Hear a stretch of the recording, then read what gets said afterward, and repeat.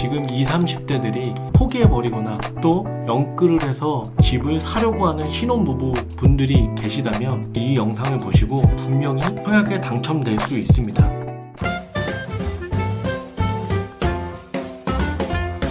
안녕하세요, 주론티어의 티어입니다. 오늘은 청약 당첨에 대해서 이야기해 볼 건데요. 여러분들은 주택 청약에 대해서 얼마나 알고 계시나요?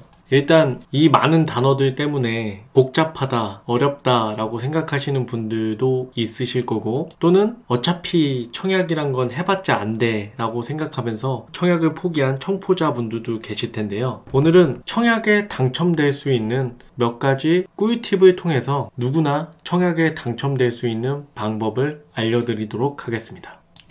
그럼 영상 보시기 전에 구독과 좋아요, 알람 설정까지 부탁드립니다. 그럼 시작하겠습니다.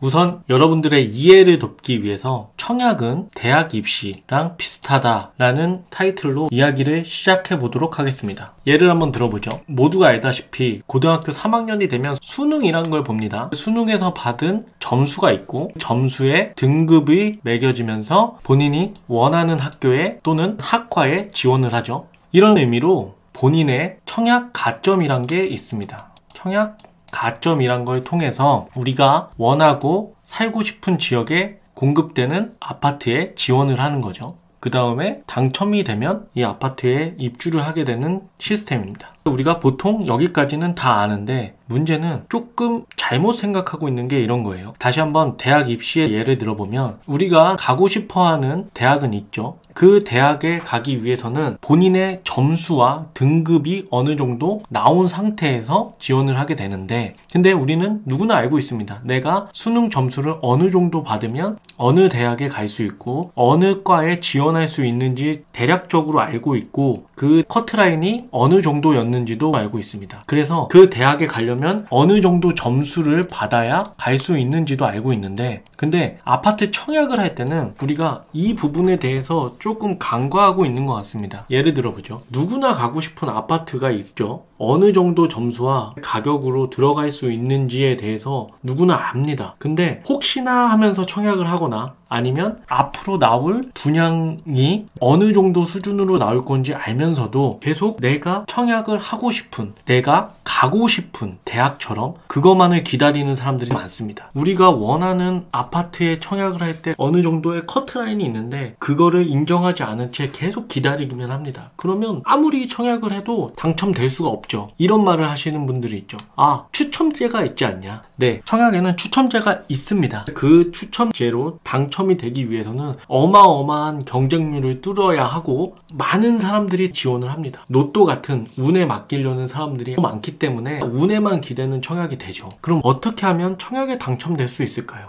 지금부터는 우리가 어떻게 하면 청약에 당첨될 수 있는지에 대해서 이야기해 보겠습니다.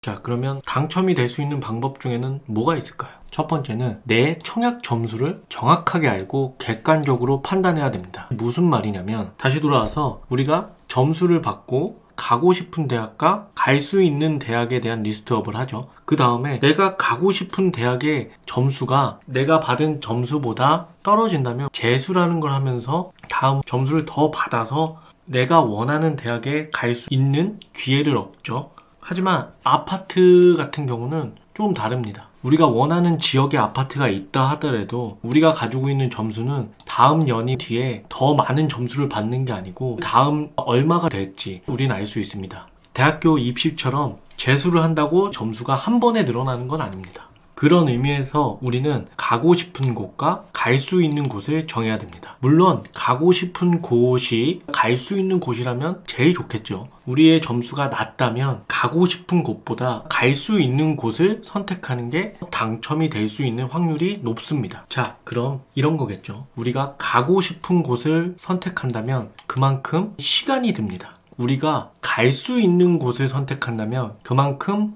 포기해야 될 것들이 늘어납니다. 시간과 포기, 이 둘 중에 어떤 게 더 중요한지를 선택해야 합니다. 시간을 한번 볼까요? 청약 가점 중에 무주택 기간에 대한 점수가 있습니다. 무주택 기간을 오랜 시간 가져가면 점수가 올라가는 거고, 청약 통장도 시간이 필요합니다. 오랜 기간 무주택자로 유지를 해야 되는 거고, 그렇게 되면 가장 큰 문제 중에 하나는 인플레이션으로 인한 계속 높아지는 분양가가 있을 겁니다. 예를 들어보죠. 앞으로 물가는 계속 오르고 아파트 건설 자재들도 계속 오릅니다. 인플레이션으로 인해서 올해 주택 청약으로 받을 수 있는 아파트가 4억이었다면 시간이 흐른 뒤에는 분양가 자체가 5억, 6억, 7억으로 늘어나겠죠. 그리고 무주택 기간을 유지하는 동안 계속 월세 아니면 전세로 살아야 되겠죠. 거주의 불안정성이 계속 올 겁니다. 월세 값이 오를 수도 있고 전세값은 올라갈 수도 있고 거주에 대한 불안정성으로 인해서 이사를 해야 됩니다. 이번에는 포기하는 거에 대해서 한번 생각해 볼까요? 가고 싶은 곳은 어디죠? 직장이 근처나 지금 거주하고 있는 근처에서 살고 싶죠? 가점이 낮다면 직장이나 일자리가 많은 곳에서 좀 멀어진 곳에 청약을 해야 되겠죠. 그렇게 되면 직장과 멀어지는 곳에 거주지를 선택해야 되기 때문에 직주 근접에서는 포기해야 됩니다. 또한 일자리가 많고 서울 중심부, 수도권, 좋은 지역일수록 학군이 좋습니다. 학군과 교육 환경에서도 어느 정도는 포기해야 되는 게 있고 교통에 대해서도 어느 정도는 포기해야 됩니다. 이 둘 중에 어느 게 맞는지 잘 생각해보고 전략을 짜야 됩니다. 이렇게 한번 생각해보죠. 둘 다 가고 싶은 목표라고 생각해봅시다. 한 사람은 무주택자를 오랜 유지시켜서 무주택 상태에서 이곳으로 한 번에 가는 사람이 있고, 또는 무주택자에서 지금은 가점이 낮아서 여기로 바로 갈 수는 없지만 5년 정도 뒤에 살 수 있는 곳에 청약에 당첨되고 시세 차익이 생겨서 다음에 갈 수 있는 목표, 최종적으로 간다는 거는 어떻게 보면 둘 다 똑같이 목표를 이뤘죠. 근데 둘의 차이점은 이겁니다. 한 사람은 오랜 동안 무주택을 유지하면서 나중에 10년 뒤에 이 목표가 될지 안 될지도 모르는 거에 계속 기다린 거고, 두 번째는 목표로 가기 위해 일단은 내가 할 수 있는, 가고 싶은 곳이 아닌 갈 수 있는 곳에 청약을 해서 거주 불안정에서 벗어나고 그 다음에 시세 차익으로 최종 목표에 이룰 수 있는 두 가지 방법이 있습니다. 그러니까 무작정 내가 가고 싶은 곳에 청약이 당첨되겠다고 많은 시간들을 기다려서 그 목표로만 가는 거는 무모한 도전이지 않을까 싶습니다.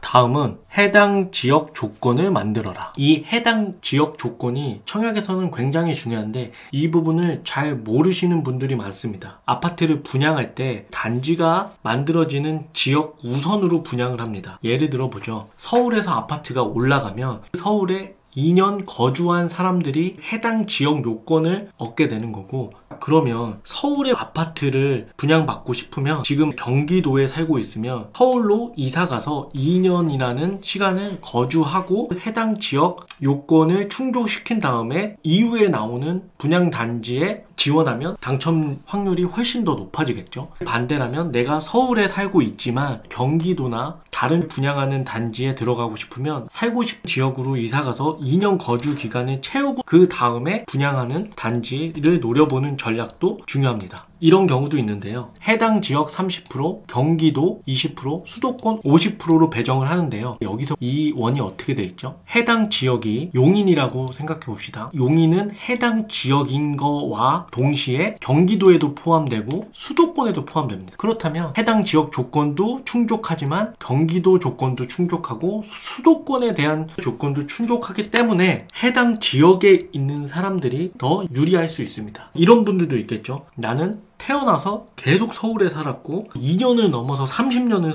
서울에 살았는데 해당 지역 조건을 충분히 갖췄는데도 불구하고 서울의 분양가가 너무 높아서 내가 어떻게 청약을 하겠느냐, 뭐 그림의 떡이다 라고 말씀하시는 분도 있을 겁니다. 맞습니다. 서울의 아파트 분양가는 계속해서 오르고 있습니다. 이제는 중도금 대출도 안 나오는 수준으로 계속 올라가고 있어서 기본적으로 현금이 많지 않은 이상은 아무리 좋은 단지가 서울에 분양을 한다 그래도 도전 자체를 할 수가 없습니다. 시간이 지나고 계속 서울에 있으면 과연 우리는 서울의 아파트 분양을 받을 수 있을까요? 서울의 아파트가 상승하는 비율과 내 임금의 비율의 격차는 점점 더 커질 겁니다. 운 좋게 당첨이 됐다고 쳐도 대출금이 너무 버거워서 생활이 더 힘들어질 수도 있습니다. 이런 관점에서 보면 청약은 꼭 내가 사는 곳에서 당첨돼야 되는 건가? 청약을 할 때 가장 버리지 못하는 게 내가 사는 지역을 떠날 수 없다는 게 가장 큰 리스크입니다. 물론 아이가 학교를 다니고 있거나 직장이 가까워야 되는 일을 하고 있으면 어쩔 수 없지만, 그게 아니라면 내가 사는 곳에서 꼭 청약이 돼야 되는 법은 없습니다. 이렇게 한번 생각해 볼까요? 우리가 원하는 직장을 구할 때, 예를 들어서 내가 가고 싶은 회사가 서울에 있다면 지방에서라도 서울로 올라와서 원룸을 살거나 고시원을 살면서 그 직장에 다닙니다. 반대로 생각해서 현 직장에서 본인의 생활 범위 안에만 있으면 수도권에서는 어디든 출근할 수 있습니다. 그러면 그곳에 가서 입지를 분석하고 앞으로 더 좋아진다면 미리 움직여서